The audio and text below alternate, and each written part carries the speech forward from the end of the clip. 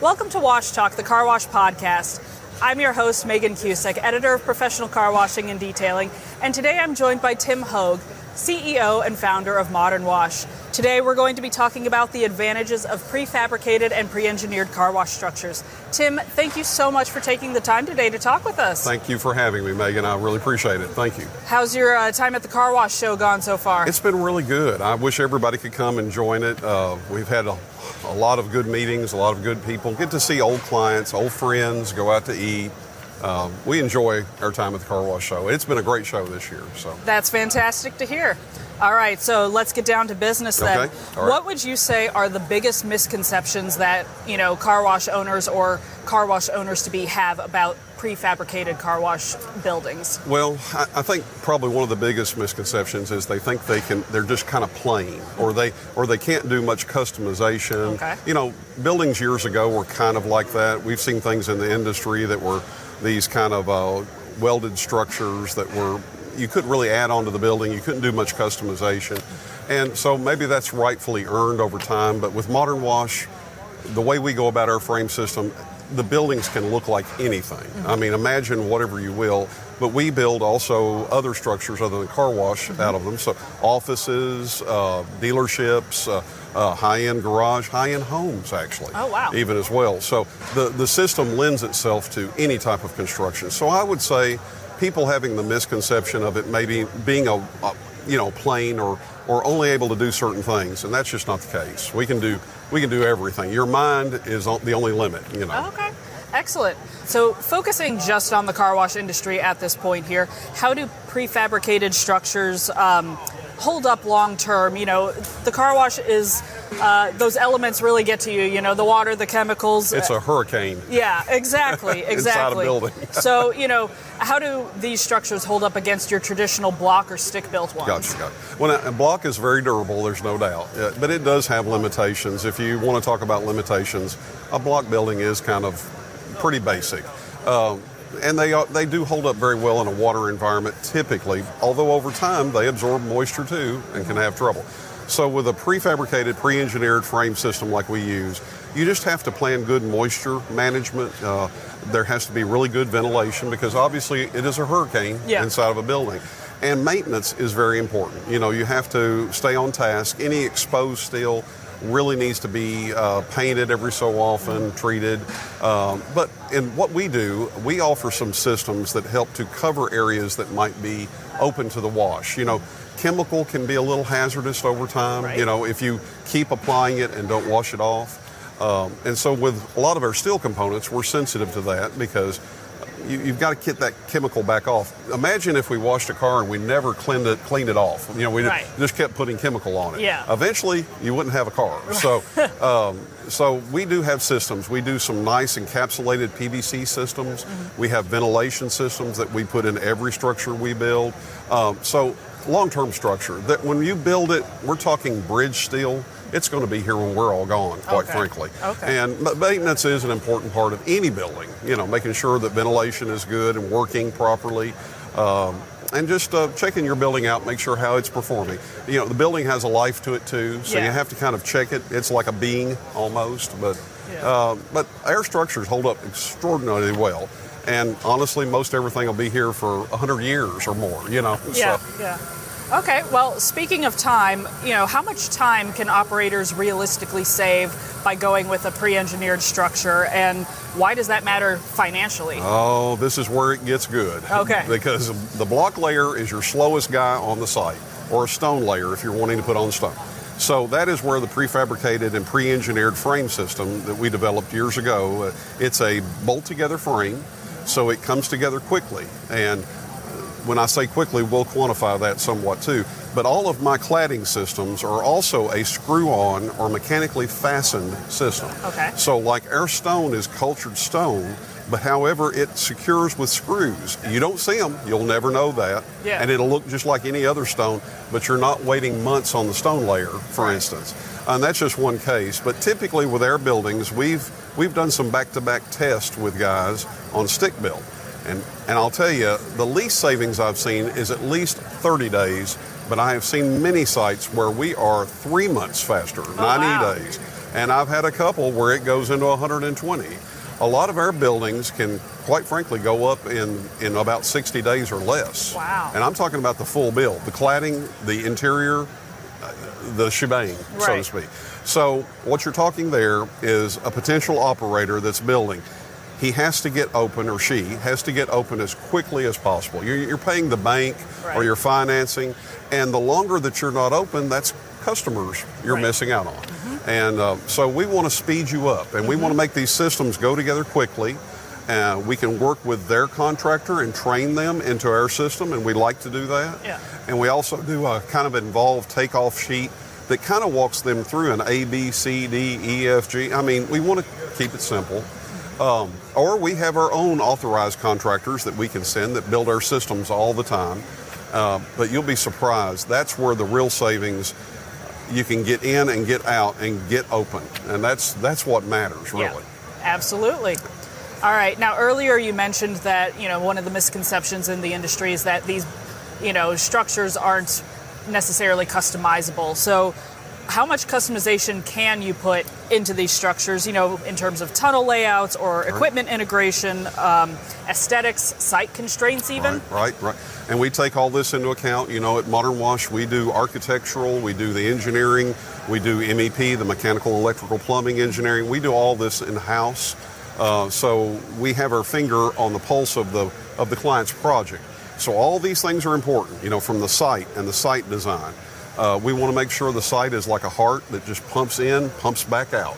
Get your customer to come on site, have a good experience, and then move on. That's the whole thing. So, and the customization anything a client wants, pretty much. Okay. Towers. We do a lot of 2-story towers. We're able, with our frame system, to probably do things some other people can't. Second floor, even equipment rooms. Oh, wow. So if you've got a site that's really constrained, there's ways around all this. Okay. Elevator systems and all kinds of other things. So when you talk about customization, it's almost like a pocketbook talk. How big is your wallet? Right. You can build whatever, but obviously in the car wash area, we're always sensitive, wanting to meet the customer's needs, but give them something extra. So, the daylighting systems, the lighting systems, the signage, architecture today. I think most of these guys and gals in the industry realize architecture is branding. Yes.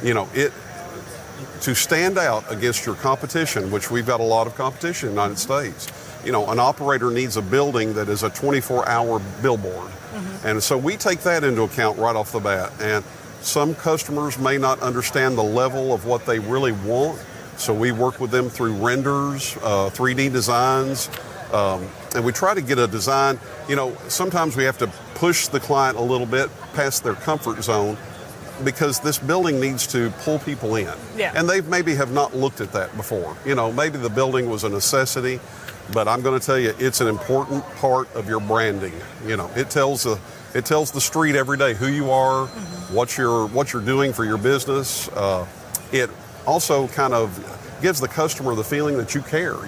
You've taken time to build a very high-tech looking, very purposeful building, very modern, fits the flow of the city. So it tells them that, plus really excellent equipment. Hey, this is a owner that cares, and I'm going to take my car to them time and time again. Yeah, absolutely. Sorry, I guess that's a big round way of answering. No, that was fantastic, and it flows into my next question for you too. So, because I know Modernwash has kind of pioneered that wave look on buildings here. So let's end on kind of a fun question. Are there any design trends that you are seeing now for car washes? Oh yeah. Some of the things we see, which everybody, I guess it depends on your area of the country. Right. But we're seeing a lot of vacuum buildings now. Okay. People that want to house the vacuums and make an additional experience for the client.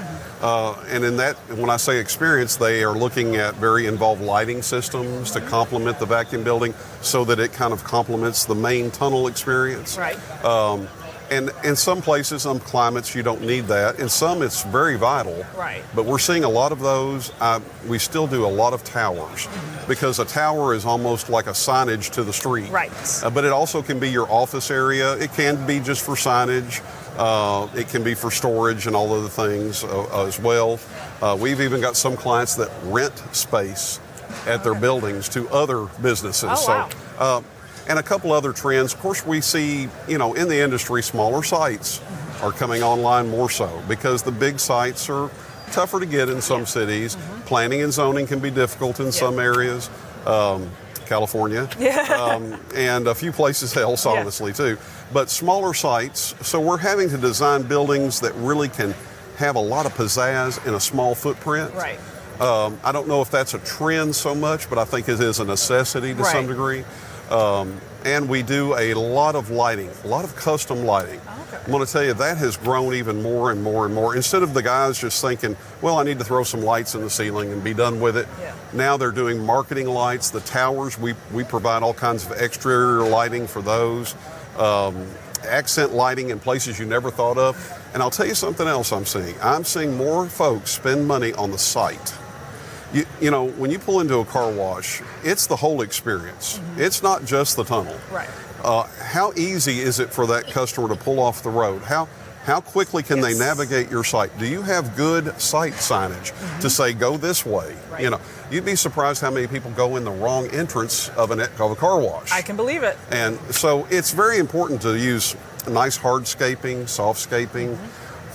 Think of the big retail guys. Yes. When you pull in their parking lot, it's not just parking spaces.